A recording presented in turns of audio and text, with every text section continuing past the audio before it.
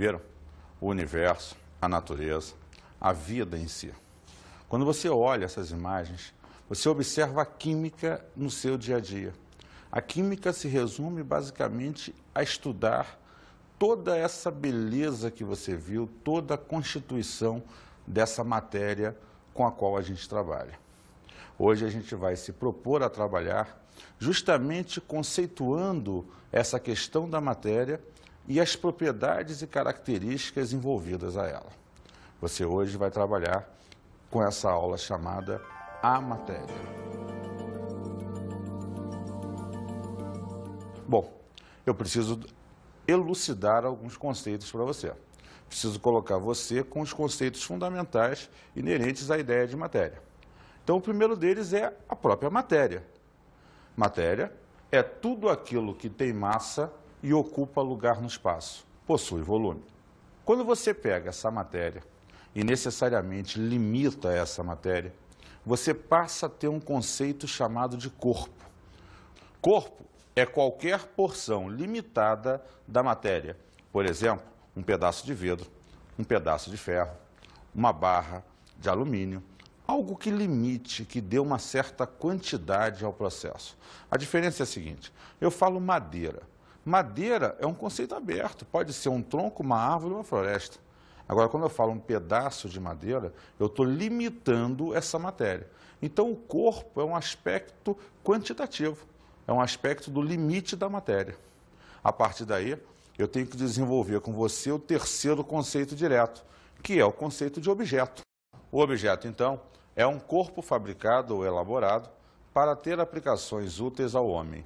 Observa, quando você pega aquele pedaço de madeira que você limitou e chamou de corpo e constrói uma mesa com ele, você passa a dar uma utilidade prática.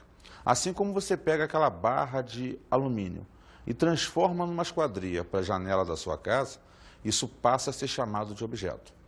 Então, esses são os conceitos inerentes à matéria, que estão diretamente relacionados à ideia quantitativa da matéria.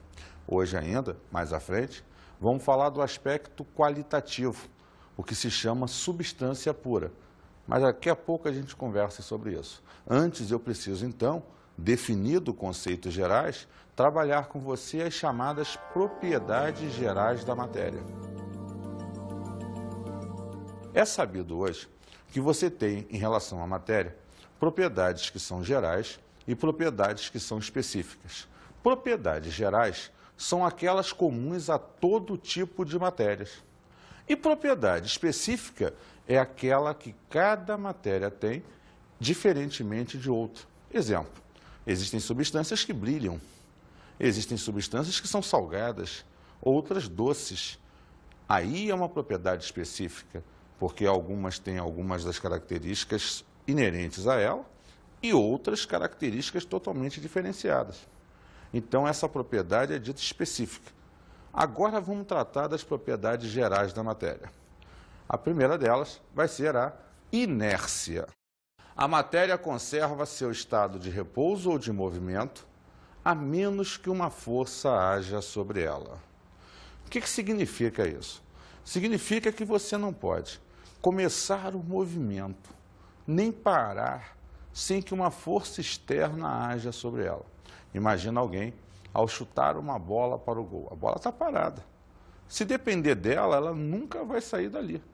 Mas quando alguém vai e a chuta, ela inicia o seu movimento.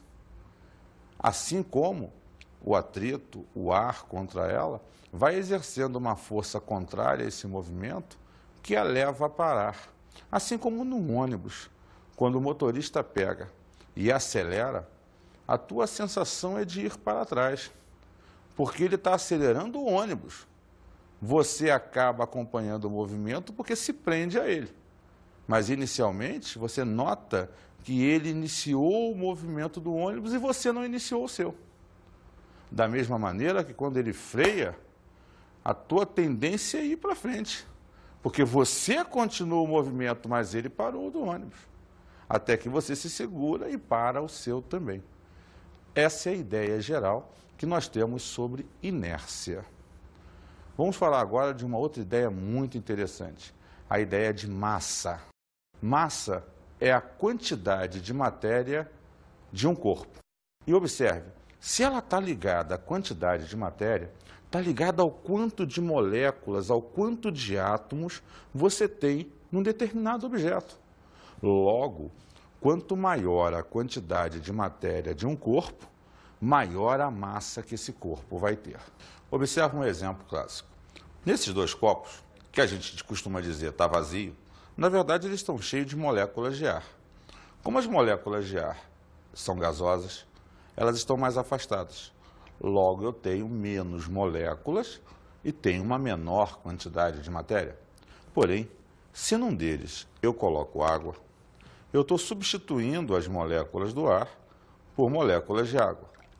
Então, eu posso afirmar que nesse copo a quantidade de matéria é muito maior, porque eu tenho agora um número muito maior de moléculas aqui dentro. Se eu pesar os dois, esse adquirirá mais massa. Peso, fisicamente falando, é a atração gravitacional sobre a massa do corpo. Porém, é típico se falar o termo peso envolvido a ideia de massa na química. Mas a gente sabe que massa é a estrita quantidade de matéria do corpo. E peso é a ação da gravidade sobre essa massa. Fisicamente, é dessa forma que é analisado. Só que aqui, por uma questão geral, a palavra peso no popular se confunde um pouco. E a gente vai estar relacionando a ideia de massa apenas. Ok?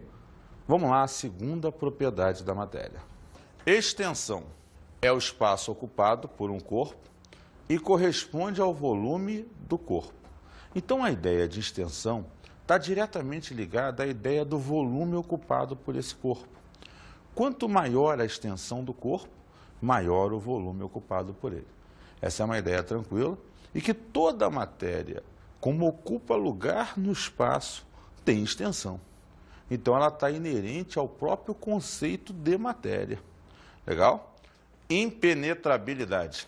Ela diz o seguinte: duas porções de matéria não podem ocupar o mesmo lugar ao mesmo tempo. O que isso quer dizer? Que, simultaneamente, no mesmo espaço de tempo, você não pode ter dois corpos, dois pedaços de matéria, seja lá, interpolando-se um ao outro.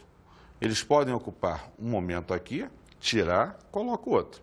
Mas, simultaneamente, não é possível. Veja só esse exemplo da bacia. Você tem uma bacia cheia de água e ele coloca a mão dentro dessa bacia. Como a mão não pode ocupar o mesmo lugar que a água, quando a mão penetra na bacia, a água sai pelas bordas. O mesmo volume que a mão passará a ocupar, saiu de água fora da bacia. E aí fica clara essa ideia, ok? Vamos falar de mais uma propriedade. Compressibilidade. É quando a matéria está sofrendo a ação de uma força e o seu volume diminui. Veja o contexto de uma seringa, por exemplo. Você coloca a mãozinha tapando a ponta da seringa e empurra o êmbolo. Ela inicialmente estava cheia de ar. Quando você aplicou uma força no êmbolo, você comprimiu esse ar. É claro que até um ponto, tem uma hora que não dá para comprimir mais a matéria, mas você conseguiu diminuir o volume ocupado por essa matéria. Essa é a ideia da compressibilidade. É a ideia que você consegue, seja para qualquer matéria, diminuir o volume ocupado por ela. Alguns tipos de matéria, como metais, é muito mais difícil, mas é possível ser feito porque em todas elas existe um espaço entre as suas moléculas e átomos que facilita ou que faz com que essa propriedade possa existir. Contrapondo-se a ela, tem uma outra muito interessante, a elasticidade. Na elasticidade, você vai observar que a matéria volta ao volume e à forma iniciais quando cessa a compressão. Veja só, o que a gente percebe nesse fato é o caso contrário ao da compressibilidade. Você comprimiu a matéria, ela está ocupando o menor volume, só que você criou a força. Quando você cessa a ação da força, as moléculas e átomos tendem a voltar ao seu lugar natural. E aí você tem a matéria sofrendo uma elasticidade, um aumento natural do volume que antes fora comprimido. Essa é a ideia de elasticidade do processo. E observe, todas até aqui, mais algumas que vamos discutir, estão relacionadas a qualquer tipo de matéria. Por isso, sempre é bom relembrar, são propriedades gerais dessa matéria. Então, concluindo o conceito geral, a compressibilidade e a elasticidade são propriedades opostas. Uma causa a contração, ou seja, a redução do volume, e a outra causa a expansão, ou seja, o aumento do volume. É o caso da seringa, que foi demonstrado através das imagens que vocês viram. Vamos ver uma próxima propriedade, a divisibilidade.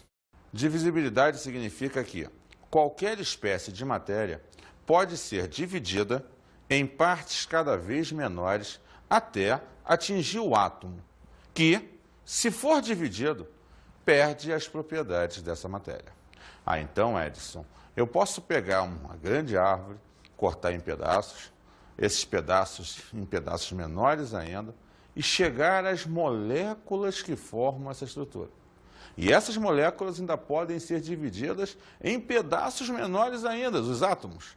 Porém, aí, se houver uma nova divisão, que é possível, este perderá as suas propriedades. Ou seja, dividir você pode o tempo todo, mas no caso da matéria manter as suas características, essa divisão vai até a ideia de átomo. A partir dessa ideia, se você dividir, ela passa a perder as suas propriedades. Vamos ver mais uma. A porosidade significa dizer